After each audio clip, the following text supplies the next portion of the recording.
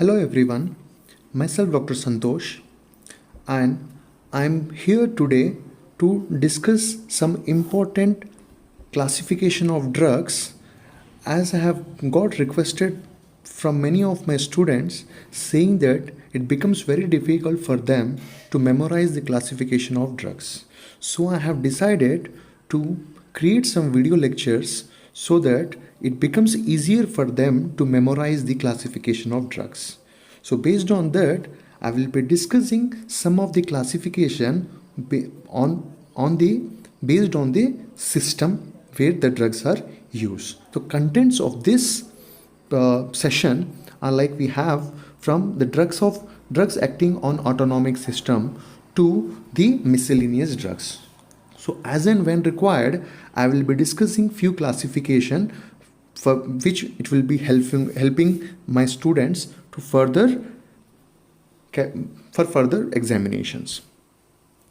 So first, it is the drugs acting on the autonomic system, okay, in which we have the cholinergic drugs. So cholinergic drugs are the drugs which mainly act on the cholinergic receptors and stimulate them, and hence these are known as cholinergic drugs. These are also known as cholinomimetic drugs or the parasympathomimetic drugs. The name given to it because this class of drugs mimics the action of cholinergic receptors as well as the parasympathetic system. So we have the drugs like cholinergic agonist, the class of drugs which have cholinergic agonist, or the anticholinesterases. These cholinergic agonists are further divided into a subclassification like choline esters or the natural alkaloids. So choline esters, we have acetylcholine, methacholine, carbachol and bethanechol. So this acetylcholine is a natural substance and it is rapidly destroyed by both acetylcholinesterase and butyrylcholinesterase. The importance of this acetylcholine is it has both muscarinic and nicotinic action, and it is not used systemically due to rapid destruction by butyrylcholinesterase. It is used topically for glaucoma that is only of 1% acetylcholine. Coming to the next drug, that is methacholine. This methacholine, it has mainly the muscarinic action and it gets hydrolyzed by acetylcholine but not by butyrylcholinesterase. You have to remember this. Unlike acetylcholine, this methacholine that does not get hydrolyzed by butyrylcholinesterase. It has prominent action. This methacholine has prominent action on the heart, and therefore it was used for the treatment of PSVT, that is paroxysmal supraventricular tachycardia, but currently it is no more used for PSVT because of the better availability of the agents.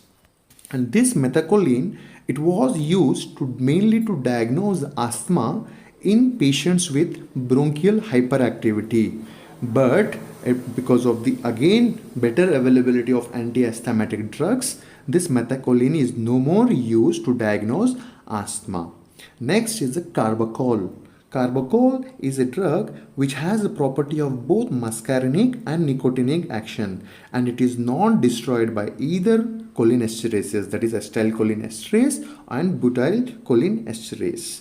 It is used mainly for the treatment of post-operative paralytic ileus and retention of urine. However, it has undesired nicotinic action when used. That is the reason this carbachol is not commonly used nowadays.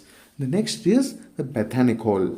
Bethanechol has only muscarinic action and not destroyed by either of the cholinesterase. Same like carbachol, even carbachol is not destroyed by both acetylcholinesterase and the butyrylcholinesterase. Okay, and this bethanechol has a prominent action on the gastrointestinal tract and the urinary bladder. That is the reason it is useful for the treatment of post-operative paralytic ileus and post-operative and postpartum retention of urine. That is the role this carbachol and bethanechol has on. Now next coming to the subclassification of cholinergic agonists, that is alkaloids, which are also known as natural, which are also the natural alkaloids, in which we have pilocarpine, iriconil and muscarine. In these alkaloids, the pilocarpine has a significant role. So pilocarpine, the source of this alkaloid is leaves of Pilocarpus species. That is the reason the name given it as in pilocarpine. Okay, so the action it shows, it mainly acts on the muscarinic receptors. The effect on CNS is initial stimulation and then depression. It has little effect on the autonomic ganglia.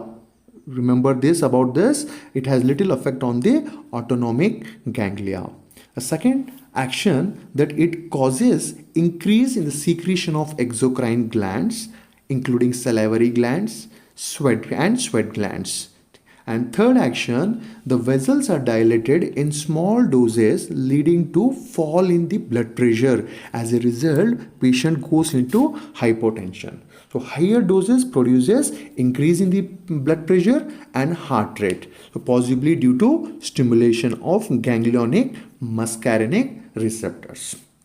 And fourth action is it even has effect on the eyes. Okay? And that action is very prominent, especially when applied locally. It penetrates the cornea very well, and by acting on muscarinic receptors of circular muscles, which are the sphincter pupillae of iris. Okay, and the next action is it even acts by contracting the ciliary muscle and spasm for accommodation, and the contraction of this pupil causes the shifting of iris mass from the iridocorneal angle to the central portion. This is very important action of this pilocarpine. And another important ophthalmic use of this pilocarpine is that it is used like 0.5 to 4% as an eye drop, especially for the treatment of glaucoma. And in that glaucoma, acute congestive or the narrow angle glaucoma. It is even used for wide angle glaucoma, but it is more commonly used for narrow angle glaucoma. It is even used to overcome the mydriasis produced by atropine or atropine-like drugs. Okay. So this is something about the pilocarpine. You have to know that this muscarine, the drug which is muscarine, it is a toxicological, it has a toxicological importance, but it doesn't have any therapeutic importance. It is an active principle. This muscarine is an active principle in mushroom poisoning. Okay, you have to remember no therapeutic value of muscarine. It only has the toxicological importance. That is the reason it is of no use for us. Whereas iricolene is one such another drug. This is an alkaloid and is present in betel nuts. इसलिए अरेकेनॉट्स बोलते हैं. अरेकेनॉट्स में this iricolene is present, which has both muscarinic and nicotinic action. It produces CNS stimulant effect. That is the reason it is nowadays has very less significant therapeutic value. The next subclassification of cholinergic drugs is acetylcholinesterases, which are further subdivided into reversible acetylcholinesterase and the irreversible acetylcholinesterase. In reversible anticholinesterases, we have carbamates and the acridine. In carbamates, we have physostigmine. Physostigmine is very important drug, and that is the reason it has a very good clinical significance. Okay, next is neostigmine, pyridostigmine, eldrophonium, rivastigmine, donepezil and galantamine. So we have to know some of the important uses of this anticholinesterases. Overall, if you consider the uses, these are used for ophthalmic purpose, especially in glaucoma, where this physostigmine is very commonly used. Other use is myasthenia gravis. In cases of Alzheimer disease, this rivastigmine, donepezil, and galantamine are also commonly used. And next is, like, if you want to know more about physostigmine or the classes of or the drugs which comes under carbamates, let me know so that I can prepare some other video. Now coming to the acridine, this is a tacrine drug. There is a drug called tacrine, and this drug is mainly useful in cases of Alzheimer diseases.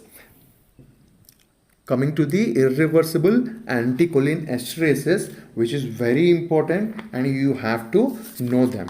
Okay, so coming to the irreversible anticholinesterases, they are carbamates and the organophosphates. In carbamates, we have carbaryl or propoxor, which is okay, and this carbaryl and propoxor are the insecticides. Mainly they are used for pesticide purposes. And organophosphates, like we have diflose, icothiopate, malathion, and diazinon. Among these four drugs, malathion and diazinon are again insecticides. And this other drugs which we have in organophosphates are tabone, serine, and sumon. And these three drugs are very important because nowadays they are used as a chemical warfare in most of the countries. They are the nerve gases and very toxic to human beings. So this is in short about the cholinergic drug classification. If you like it, please do let me know so that I'll come up with some other innovative ideas to make this classification more simpler so that you can memorize it very comfortably. Thank you. That's all for today.